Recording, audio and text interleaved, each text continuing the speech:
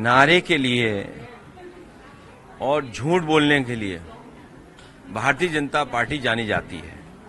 मुझे उम्मीद है कि जब 8 साल बेमिसाल का नारा दे रहे हैं तो उन्हें फतेहपुर जरूर याद आएगा कि उनके पार्टी के नेता ने किस तरीके से उनके पार्टी के नेताओं पे ही आरोप लगाया है जो जमीनें हड़प रहे थे भारतीय जनता पार्टी की सरकार में, और उनके ही लोगों ने सबसे ज्यादा जमीनें हड़पी हैं, तालाब हड़पे हैं।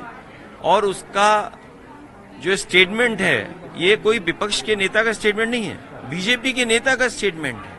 अयोध्या को लेकर के हमने आपने न जाने कितनी बार चर्चा की होगी कि बड़े पैमाने पर उन्होंने धांधली की है जमीनों को लेकर के। इसी तरह लखनऊ, सुनने में आ रहा है भारतीय जनता पार्टी के विधायक हैं जिनके पास अंसल और अंसल के आसपास 500 बीघा लगभग कब्जा किया है जमीन का, रजिस्ट्रियां हुई हैं। इसी तरह आगरा, इसी तरह आप कानपुर में बीजेपी के एक नेता पे सुनने में आया है 500-600 बीघा जमीन ले ली है। तो इस भारतीय जनता पार्टी ने पिछले 8 साल में जमीनों का कब्जा किया है। सबसे बड़ी भूमाफिया अगर कोई पार्टी तो भारतीय जनता पार्टी है। तो मुझे उम्मीद है कि 8 साल बेमिसाल पे ये बात कहेंगे। और जितना असुरक्षित आज महिलाएं हैं, बेटियां हैं, कोई कल्पना नहीं कर सकता। लखनऊ में एक महिला के साथ जो हुआ उसमें इनकाउंटर कर दिया, दूसरी महिला को गोली मार दी गई, अभी गोली मारी गई सुनने में आ रहा है। इलाहाबाद प्रयागराज में बम चले, बलिया में बेटी को लटका दिया गया, कोई कल्पना कर सकता है। और कल रात को अयोध्या के सांसद, समाजवादी पार्टी के नेता, कार्यकर्ता केवल इस बात के लिए कि न्याय मिल जाए, एक एसडीएम ने इतना डराया धमकाया अपने कर्मचारी को, उसके बाल कटवा दिए, बाल मुड़वा दिए। ये कहां का है? इनह्यूमन काम है ये कि आप किसी को इतना प्रताड़ित करें कि उसकी जान चली जाए, उसका एक्सीडेंट हो गया। इनका खुद का सबसे प्रिय अधिकारी कितने पैसे के गमन में भागा है, सरकार को पता ही नहीं लगा कि कमीशन चल रहा है। ये निवेश जो चल रहा था, ये निवेश किसी की जेब में जा रहा था। और जितने भी मुख्य लोग हैं उनकी बिना जानकारी के नहीं हो सकता था। और पुलिस इसलिए करप्ट है क्योंकि पुलिस से गलत काम करा रहे हैं। ये सरकार पुलिस से पॉलिटिकल लोगों पे झूठे मुकदमे लगाना, पॉलिटिकल चुनाव को अपने पक्ष में करना। जब आप पुलिस से गलत काम कराएंगे तो पुलिस के गलत काम भी आप रोक नहीं सकते। और जिस तरीके से सरकार के फैसले हैं, कुछ लोगों की जेब में इतना पैसा जा रहा है कि आप कल्पना नहीं कर सकते। 8 साल बेमिसाल में आप याद जरूर दिलाना, मुख्यमंत्री जी ने अपने शहर के लिए गोरखपुर लिंक रोड 22 में बन जानी चाहिए थी, 2022 में बननी चाहिए थी। उसकी लागत क्या है और आज लागत क्या हो गई है? आज 25 आ गया है, अभी भी गोरखपुर लिंक नहीं शुरू हो पाया है। आप हिसाब किताब लगाना घर बैठ करके या कैलकुलेटर मोबाइल पे निकाल करके सोचिए, 7,000 करोड़ की सड़क, 91 किलोमीटर 4 लेन, तो कितने रुपए का 1 किलोमीटर पड़ा? तो ये होता है भ्रष्टाचार। और बुंदेलखंड एक्सप्रेसवे जब से प्रधानमंत्री उद्घाटन करके गए हैं तब से बुंदेलखंड एक्सप्रेसवे का मेंटेनेंस चल रहा है। कोई कल्पना कर सकता है कि प्रधानमंत्री ने उद्घाटन की उस सड़क का ही मेंटेनेंस हो रहा हो? इनके विभागों के मंत्री, इनके पार्टी के नेता सोच रहे हैं कि अब समय कम बचा है इसलिए लूट लो। उत्तर प्रदेश में तहसील, थाने और कई ऐसे छिपे हुए भ्रष्टाचार चल रहे हैं जिसका हमें आपको पता बाद में लगेगा, अभी नहीं लगेगा। इनके अधिकारी बेलगाम हो गए हैं क्योंकि बीजेपी ने जनता को गुमराह करके धोखा देके सरकार बना ली।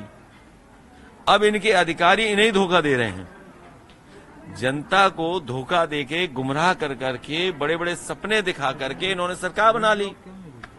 अब वही फार्मूला अधिकारी बीजेपी के नेताओं पे लगा रहे हैं। सरकार कौन चला रहा है?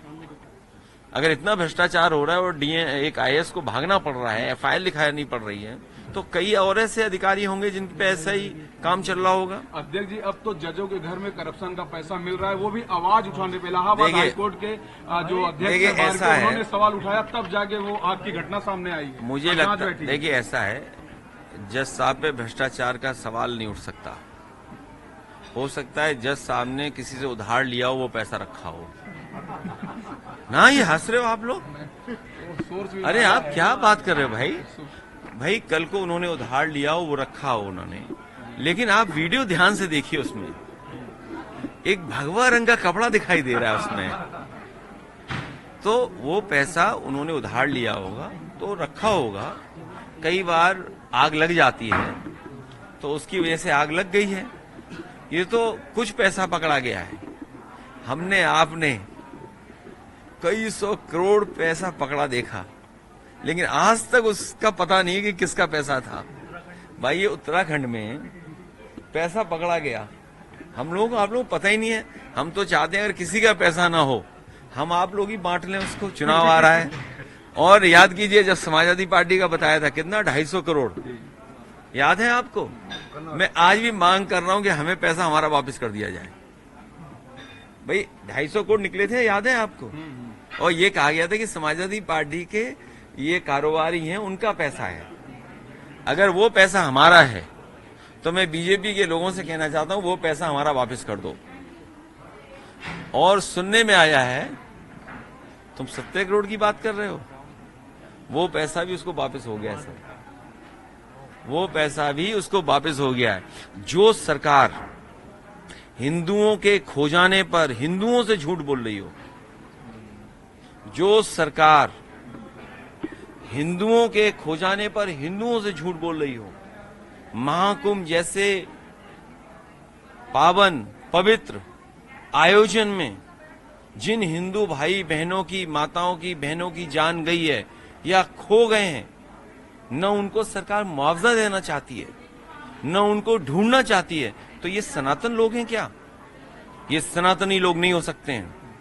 सनातनी लोग वो हैं जो दूसरों का दुख अपना दुख समझते हैं, दूसरों के परेशानी अपनी परेशानी समझते हैं। सत्य का रास्ता ही सनातन का है, धर्म का रास्ता सनातन का है। बताओ, मरने पे झूठ बोल रहे हैं, खो जाने पे झूठ बोल रहे हैं, ये सरकार कैसी है? आप सोचिए। आप जो हिंदू भाई खो गए उनको भी नहीं सरकार ढूंढ रही है, ये सनातनी नहीं हो सकते। चाहते हैं सर, सूची आप जानना चाहते हैं? जो मतलब नहीं, न केवल सूची जानना चाहते हैं, बल्कि जो डिजिटल उन्होंने कुंभ बनाया था। अरे आपके अखबारों में ऐड चल रहा था, आपके टीवी पे ऐड चल रहा था, नहीं भूल गए क्या आप? अपने ऐड ही भूल गए आप?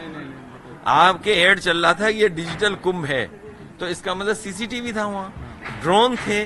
सीसीटीवी कहां चले गए, ड्रोन कहां चले गए कुंभ के? इसलिए हम लोगों पे आरोप न लगाएं, ये भारतीय जनता पार्टी, ये सनातनी लोग, ये झूठे सनातनी लोग हैं। इन्होंने हिंदुओं के खोने पर न दुख जताया, और सबसे दुर्भाग्य की बात यह है कि ये इतिहास और नाम ही बदलते हैं। इन्होंने सम्राट हर्षवर्धन का एक भी बार नाम नहीं लिया। ये सम्राट हर्षवर्धन का शुरू किया हुआ कुंभ है। अगर आप हमें बता दो एक भी जगह सम्राट हर्षवर्धन का नाम लिया हो, मैं अपने पत्रकार साथियों से कहूंगा, जब 8 साल बेमिसाल में अगर बुलाए जाएं, आप बुलाए जाएं, आप इसलिए नहीं बुलाए जाओगे क्योंकि आप समाजवादी पार्टी की बीट देख रहे हो, तो इसलिए आप नहीं बुलाए जाओगे। लेकिन अगर आपका साथी वहां जा रहा है तो कम से कम ये सवाल पूछिएगा कि हिंदू भाई जो खो गए हैं उनको कब तक ढूंढ दोगे? जो एक्सीडेंट से मरे, खो गए, उनको क्या सरकार मुआवजा देगी? और क्या सम्राट हर्षवर्धन का नाम सरकार कभी लेगी, उनको धन्यवाद देगी कि नहीं देगी? सर बीजेपी विधायक, ये जो हो रहा है, ये सब विधायक डरने वाले लोग हैं। योगी जी अपनी पुलिस भेज देंगे, ये विधायक दोबारा कुछ नहीं बोल पाएंगे। इसलिए इन विधायकों से कहिए कि जनता को गुमराह न करें। ये जो विधायक बड़ा बड़ा ज्ञान दे रहे हैं, ये सब डरपोक विधायक हैं। ये योगी जी से नहीं मुकाबला कर सकते। योगी जी हड़का देंगे तो ये घरों से नहीं निकलेंगे। ये केवल बोल रहे हैं बस आप लोगों की टीआरपी बढ़ाने के लिए। सर देश में या कहीं प्रदेश में महापुरुषों का सम्मान नहीं कर सकता, वो भारत में रहेगा। वो सम्राट हर्षवर्धन का जो सम्मान नहीं कर सकता उसे भारत छोड़ देना चाहिए। जो सम्राट हर्षवर्धन का सम्मान नहीं कर सकता उसे भारत छोड़ देना चाहिए। सर आजकल चर्चा सर जिसे बाबर औरंगजेब की बहुत ज्यादा हो रही देश और प्रदेश। देखिए मैं आपसे कहूंगा कि इतिहास के पन्ने मत पलटो। इतिहास में बहुत सारी अच्छाई बुराई हैं। अब 200 साल पहले किसी ने लिख दिया कुछ, अब मान लीजिए ये लिखा गया उत्तराखंड के बारे में, ये जानकारी है कि उत्तराखंड में जितने लोग बसे हैं सब लोग राजस्थान से गए हैं। इसका मतलब मुख्यमंत्री जी भी राजस्थान के रहे होंगे। तो मैं चाहता हूं कि जब आप जिसको जहां भेजना चाहते हो, हालांकि ये भी राजस्थान की है डिम्पल हाँ ये अगर इतिहास के पन्ने पलटोगे आप तो मैं ये चाहता हूं कि योगी जी उत्तराखंड चले जाएं वापस, उन्हें उत्तराखंड के लोग बुला लें।